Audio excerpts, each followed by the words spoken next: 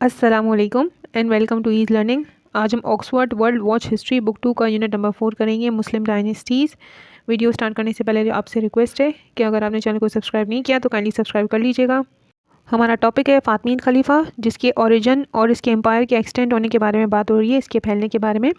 फातमीद की बुनियाद यमन में पड़ी, वहाँ से वो इजिप्ट की तरफ गए और नॉर्थ अफ्रीका पर कंट्रोल हासिल कर लिया। उनके लीडर का नाम अब्दुल्ला मेहदी था। जब वो उरूज पर थे तो इनका मरकज़ इजिप्ट था और इनके प्रोविंसेस में नॉर्थ अफ्रीका, सिसली, रेड सी का किनारा जो कि अफ्रीका में है, फ़लस्तीन, यमन और हिजार, साथ ही मजहबी शहर मक्का और मदीना भी शामिल थे इनके माशरे में। अब हम बात कर लेते हैं फातमीद खलीफा के माशरे के बारे में। इनके माशरे में इमाम थे जो ना सिर्फ रूहानी लीडर्स थे बल्कि वो खलीफा के हेड भी थे। साथ ही साथ वहाँ पर बड़ा ग्रुप था जो अपने मज़हब को प्रमोट कर रहा था और जिसका असर पूरे एम्पायर पर था। अब हम फातमीद खिलाफत की अचीवमेंट्स के बारे में बात कर लेते हैं।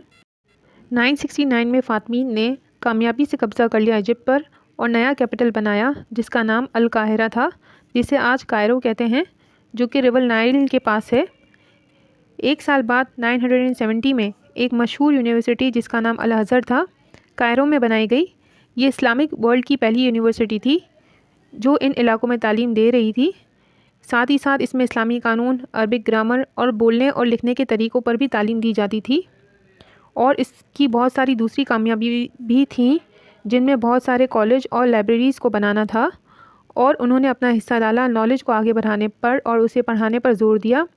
साथ ही उन्होंने तिजारती रास्ते बनाए एशिया और ईस्ट के करीब, जिसने अपना हिस्सा डाला उनकी कामयाबी में और इसका असर भी बहुत था इस इलाके में।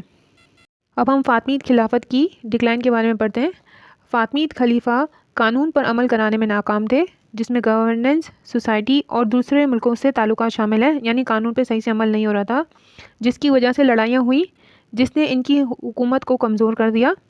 उन्होंने खुद के उसूल बना लिए थे और इस्लामिक रूल्स को, कानून को इग्नोर किया और खलीफा ने कोई इस पर ख़ास एक्शन भी नहीं लिया और उसे बढ़ावा दिया।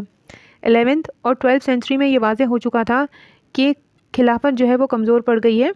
1099 में एक इम्पॉर्टेंट शहर जेरूसलम क्रूसेड्स के कब्ज़े में चला गया। सुल्तान सलाहुद्दीन ने आखिरकार फातमीद खिलाफत को ख़त्म कर दिया और ख़ुद इसका हुक्मरान बन गया। अपनी नेक्स्ट वीडियो में हम अयूबीद एम्पायर के बारे में पढ़ेंगे।